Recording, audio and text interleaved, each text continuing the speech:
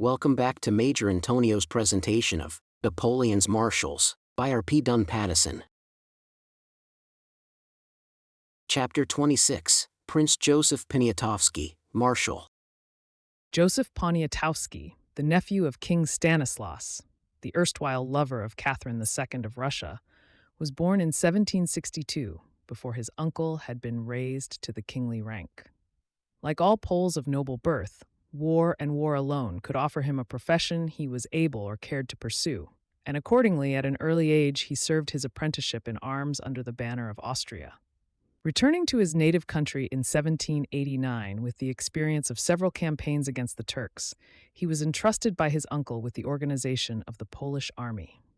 For the cast-off lover of the great Catherine was about to make one last effort to save his country from the greedy hands of Prussia, Russia, and Austria.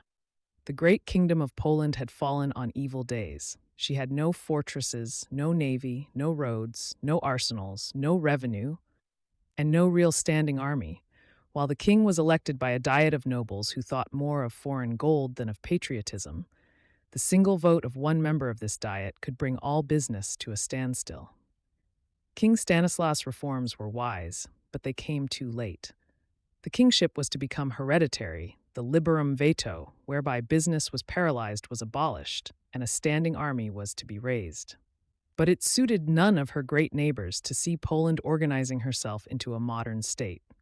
And before Prince Joseph had had time to raise and thoroughly drill his new model army, Prussia and Russia determined, once and for all, to wipe the kingdom off the map of Europe.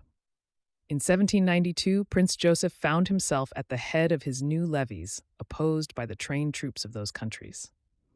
To add to his difficulties, the orders he received from his uncle were contradictory and irresolute, for King Stanislaus, though patriot at heart, had not the moral courage for so great an emergency.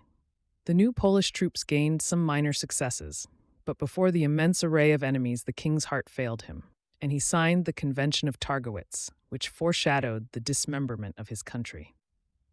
Prince Joseph, like many another of his brave comrades, unable to stomach such cowardice, threw up his commission and withdrew into exile.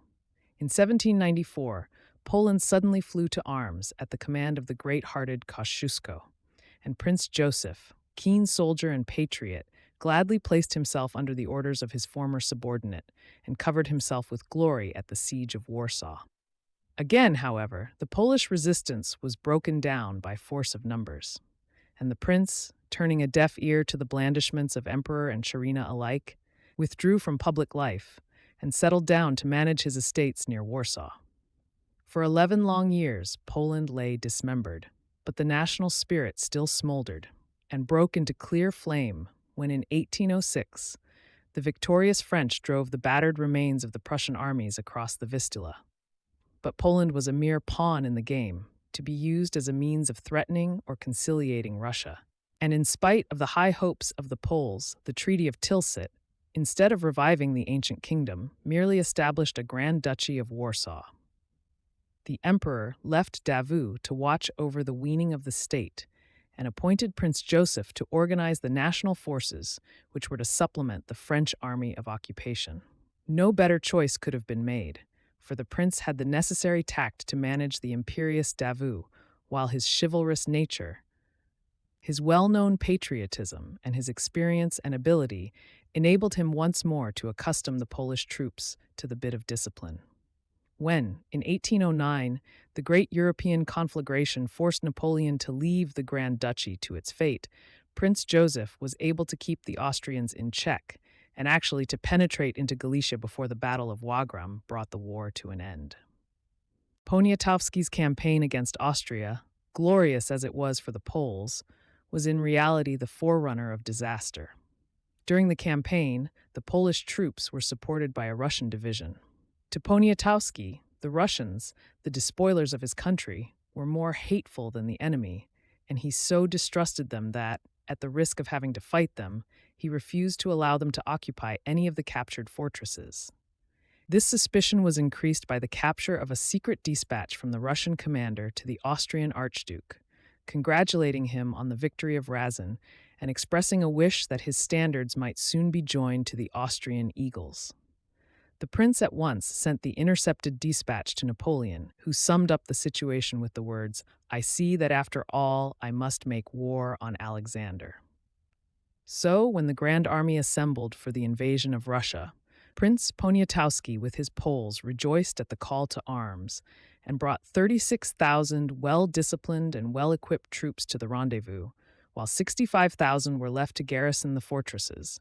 The years of peace had been spent by him in busy labor as Minister of War, providing for the necessities of the army, establishing engineering and artillery colleges, equipping hospitals, and perfecting organization and discipline. Smolensk, Moscow, and many a skirmish proved that the labor of organization had not sapped Prince Joseph's dash and courage, and the horrors of the retreat brought out to the full his chivalrous bravery and determination. Though wounded during the retreat, he was ready the following year to help the French in Central Europe. On the morning of the first day of the Battle of Leipzig, Napoleon, to fire the Poles, sent their prince his baton as marshal. While esteeming the honor, Prince Joseph showed no undue elation, for, much as he admired the French, and grateful as he felt, he was at heart a Pole, and as he said to a comrade, "I am proud to be the leader of the Poles." When one has a unique title superior to that of Marshal, the title of Generalissimo of the Poles, nothing else matters. Besides, I am going to die, and I prefer to die as a Polish general and not as a Marshal of France. But the Marshal did not allow his gloomy forebodings to interfere with his duty, and so fiercely did he face the enemy that after 3 days' fighting, his corps had dwindled from 7,000 to a bare 2,000 men. On the morning of the fatal 19th of October, the emperor sent for him and entrusted him with the defense of the southern suburb of Leipzig. "Sire," said the prince, "I have but few followers left." "What then?" rejoined the emperor. "You will defend it with what you have." "Ah, sire," replied the prince marshal, "we are all ready to die for your majesty." Thus spoke the Pole, but many a Frenchman thought otherwise and hurried from the stricken field. With their hated enemies, the Austrians, Russians, and Prussians surrounding them, the small band of devoted Poles fought to the last. When the bridge was blown up and ordered retreat was impossible, the prince, drawing his sword, called out to those around him, "Gentlemen, we must die with honor." Severely wounded with a handful of followers, he fought his way through a column of the enemy and reached the bank of the Elster. Faint from loss of blood, he urged his horse into the stream, and by great exertions reached the other side. But the beast, worn out by the long days of battle, was unable to clamber up the steep, slippery bank, and the Prince Marshal was so faint that he could no longer guide his steed. So horse and rider dropped back into the stream and were seen no more alive. 2 days later, his body was recovered and buried with all the honors due to his rank in the presence of the Allied sovereigns, his former enemies.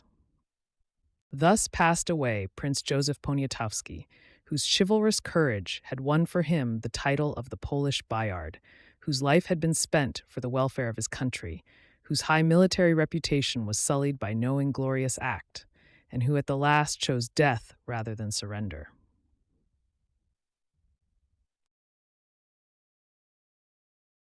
This concludes Napoleon's Marshals by R.P. Dunn-Pattison, presented by Major Intonio. We hope you've enjoyed this volume. For further, similar audiobooks, visit the Major's YouTube channel or our web shop at www.intonio.net. Thank you for listening, and so long.